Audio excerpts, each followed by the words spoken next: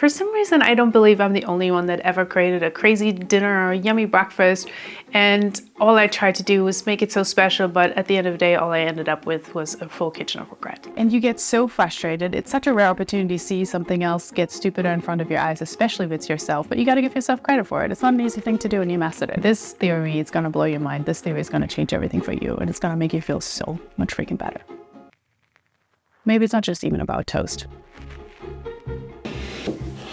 I only have this chair. I hope I'm not gonna fall down, but who knows? Maybe I will fall down, but if that's the case, that's just, we gotta roll with it. But I don't have another chair. I could be sitting on this box, but that also doesn't look too good. So I'm just trying out this chair. But what I want to tell you right now is we're sitting right now in my old child's bedroom in my parents' house. And you're like wondering, what does that have to do with the burnt toast theory? Just give me the definition. You can just go and Google it and just go on with your day. But if you actually want to understand what it actually meant and how it can actually change your life, I suggest you keep watching. When I tell you I'm sitting in my old child's room, I'm telling you that I've been in this room for the last years, 2 years almost 3 years. Yeah, actually almost, no, 2.5 years.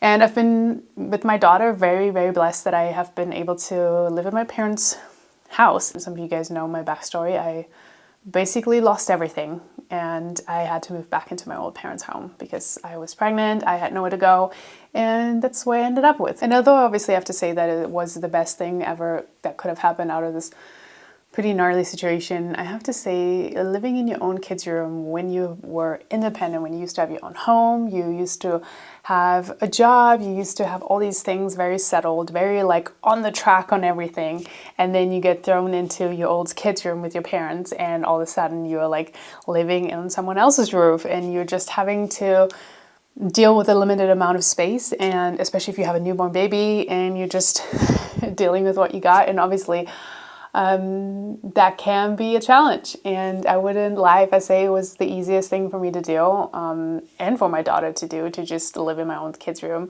Although we have a really beautiful home and my parents have gone beyond and above and beyond to make this the best way possible. It was time for me to have my own place with her.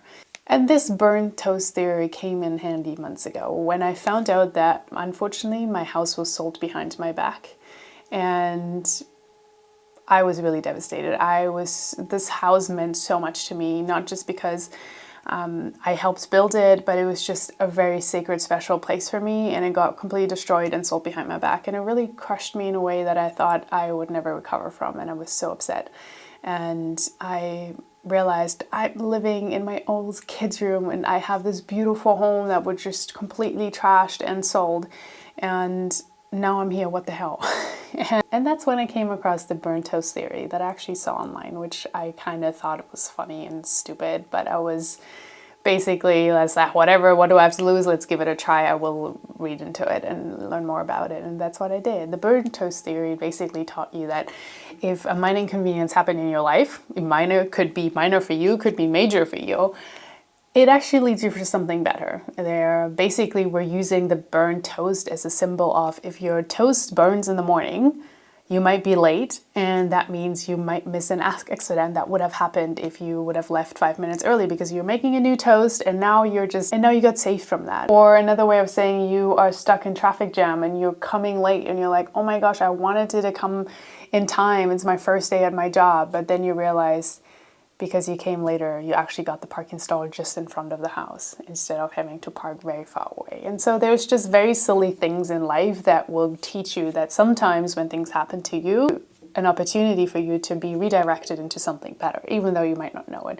And it's not just this woo-woo, everything's working out in your favor, but it is kind of a way for you to shift your mentality of, I'm a victim, everything is against me, to what does this lead next to? And it also gives you so much motivation because in fact you actually do have control in some ways of it, and especially if these are things that feel bigger than just a toast. These are major setbacks. Maybe you're getting out of a relationship, maybe you lost a house, maybe you lost the love of your life, or you, I don't know, you just got a baby and now your life is completely different and you feel like, oh my gosh, if I wouldn't have this child, my career would have been completely somewhere else. And so there's obviously not just tiny toast burnt theory things, but there are major changes in your life.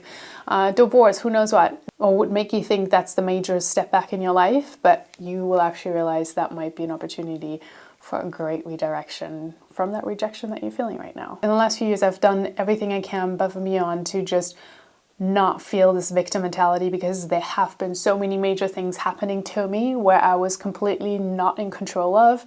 And I realized I need to focus on the things that I can control in order to have things working for me instead of against me. Sometimes things are not just even better, they're different. And different sometimes actually can mean that they will make you feel more secure, more aligned with what you actually truly stand for, but also give you a sense of security.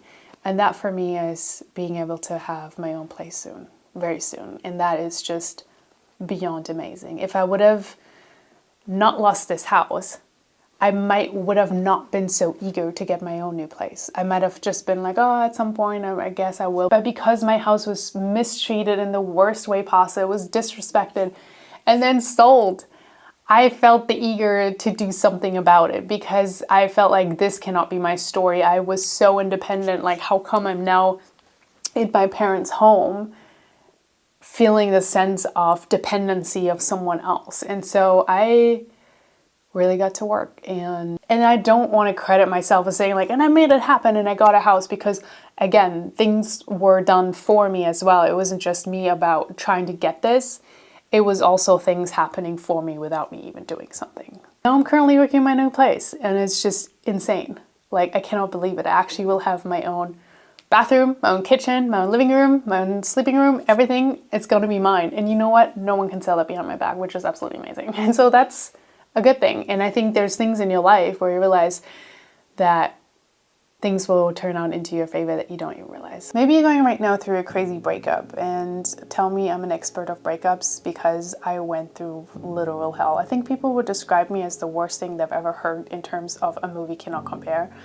And this is something for a different story, but I went through some gnarly breakup that I don't wish on anybody. But then I remembered the burnt toast theory again, because if I was to stay in the situation that I would still be living in Hawaii, and my parents would probably never really have met my daughter in a way that they are so close now. We're like a super tight family right now, and I think they would have probably seen her once a year for Christmas, and they wouldn't been such a major part of her life, and now they're just the closest circle that there is to my daughter. And so that's something I also am so grateful for, because my family is so important to me, and that is so important for my daughter to have grandparents that are supportive of her, and just now she got that, and that's so special for me. And the same goes for dating. You might not see that right now, but if you take your time to be on yourself, to be on your own, and not to date, and just really focus on what you want, you realize you're going to attract people that are so different that you've ever encountered before. You will be like,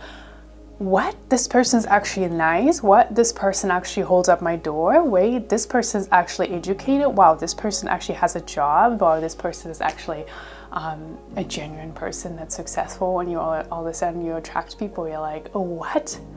That was not on my radar. And you just realize your standards are so different, what you want is so different, and you're going to be so much happier in the long run.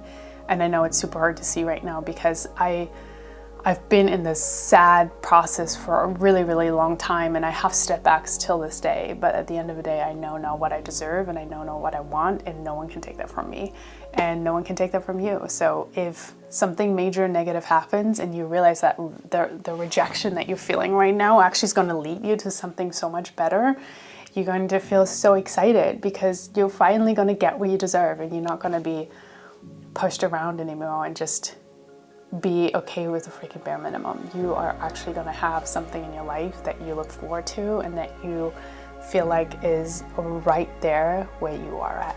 And so that's really exciting. That's something you should be excited for. And I know it's really hard to see right now, and it's really tough, especially if you are in this midst of not feeling better, and it keeps being such a huge part of your life, but good things are coming your way.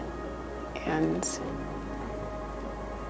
So if things don't look good right now, there are other things coming. And sometimes it is just small incidents that change your life that make it more positive, but sometimes it's major. And if you see major incidents also mean for major change, which can be scary, but also can be really cool. So, and next time you feel like, oh my gosh, why is this happening to me? Why is this in this moment? I need something positive happening in my life. It's coming pretty soon.